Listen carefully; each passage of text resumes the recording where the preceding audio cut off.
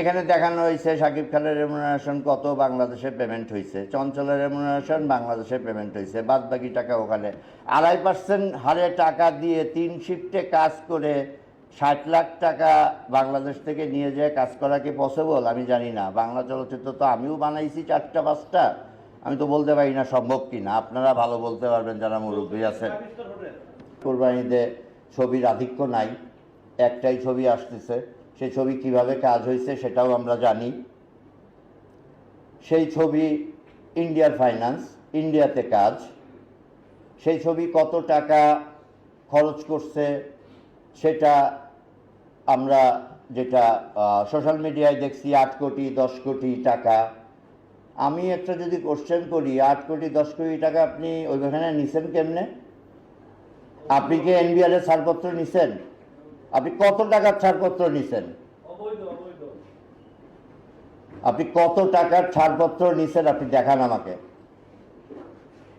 আমি একটা সাধারণ প্রযোজক, আমি দেখতে চাই, তাহলে আমিও জানতে পারবো যে এভাবে টাকা নেওয়া সম্ভব। আমারও তো রাস্তা দরকার, আমারও ইন্ডিয়াতে শুটিং করা দরকার, আমারও তো শেখার আছে। আমি তাদের কাছ থেকে শিখতে চাই কিভাবে তারা 60 লাখ না 70 লাখ না 80 লাখ টাকা বাংলাদেশের এনবিআরকে দেখায় ওখানে 8 কোটি 10 কোটি টাকার ছবি বানালো। এই শুভঙ্করের চালটা কি, আলাদিনের চেরাগ কি করে পাইলো আমি তো বুঝি না। আমি তো এই রাস্তা আমার জানা নাই। আমি তো আমেরিকায় শুটিং করছি, বৈধ এটা টাকা নিয়ে সমস্ত কিছু ক্লিয়ার করে নিয়ে কাজ করছি। তো বিদেশে কাজ করা একটা নিয়ম নীতি তো আছে, এখানে সবাই জানে। এই যে অলিক বসে আছে, অলিক যখন আমি আমেরিকায় কাজ করতে যাব, অলিক আমারে বললো, আদনান ভাই আপনি কি বিপদে পড়তে যাইতেছেন, আপনি আমেরিকায় কাজ করবেন? অলিক বলছিলেন আপনি? আমি বলছি অলিক আমি সমস্ত নিয়ম নীতি মেনে টাকা নিয়ে যাব। সমস্ত নিয়ম নীতি মেনে টাকা নিয়ে গেছি পররাষ্ট্র মন্ত্রণালয়ের থ্রু দিয়ে, সেটাও তুমি জানো। তো আসলে কি সৎ থাকার ইচ্ছা থাকতে হয়, আর সর্বোপরি দেশকে না ঠকানোর ইচ্ছা থাকতে হয়। দেশকে কেন ঠকাবো? দেশের যেটা প্রাপ্য সেটা দেই না কেন দেশকে? এখানে দেখানো হয়েছে শাকিব খানের রেমুনারেশন কত বাংলাদেশে পেমেন্ট হয়েছে, চঞ্চলের রেমুনারেশন বাংলাদেশে পেমেন্ট হয়েছে, বাদ বাকি টাকা ওখানে। 2.5% হারে টাকা দিয়ে 3 শিফটে কাজ করে 60 লাখ টাকা বাংলাদেশ থেকে নিয়ে যায় কাজ করা কি পসিবল? আমি জানি না। বাংলা চলচ্চিত্র তো আমিও বানাইছি 4টা 5টা, আমি তো বলতে পারি না সম্ভব কি না। আপনারা ভালো বলতে পারবেন যারা মুরব্বী আছেন। যাই হোক, 5 স্টার হোটেলে ভাড়া হয়তো বা তাদের জন্য 1,500 রুপিতে চলে আসতে পারে, এটাও হইতে পারে, তাই না? তো আসলে এখন কোশ্চেন করার সময় আসছে।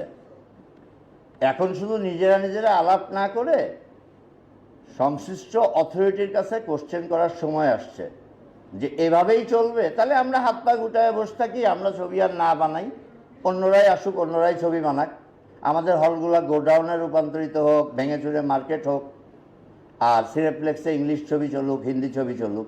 বাংলা চলচ্চিত্রের দরকার কি? দরকার নাই তো। এই যে জন্টু আঙ্কেল অপারেশন জ্যাকপটের মতো একটা বড় ছবির সাথে জড়িত আছে, উনি চালাইবে কই? ছবি শেষ হওয়ার পরে উনি জানে কয়টা হলে চালাইতে পারবে? ওনার তো যায় ওই যে রেবেকা ম্যাডামের পা ধরতে হবে, তখন কি হবে? এই কোশ্চেন তো আমরা কেউ করি না। ডিস্ট্রিবিউশন সিস্টেম নিয়ে আমরা কেউ কথা বলি না। সেন্ট্রাল ডিস্ট্রিবিউশন সিস্টেম আমরা কেন করি না? ই টিকিটিং আমরা কেন করি না? খুব ইজি প্রসেস এগুলা। সারা বাংলাদেশের সমস্ত কোনায় নেট কাজ করে এখন, আপলিঙ্ক করে ডাউনলিঙ্ক দিয়ে কিন্তু এখন খুব ইজিলি হলগুলোতে ছবি। আমার চেয়ে ভালো খোকন ভাই জানে, ওই যে তাকায় আছে আমার দিকে, খোকন ভাই খুব আমার চেয়ে ভালো জানে, কারণ তারা এই ব্যবসায় করে। তো আমরা কেন করি না? হলগুলোকে কেন আমরা রিনোভেট করি না? আমরা তো 18 সংগঠনের ব্যানারেই করতে পারি, খুব একটা ফান্ড লাগে না তো।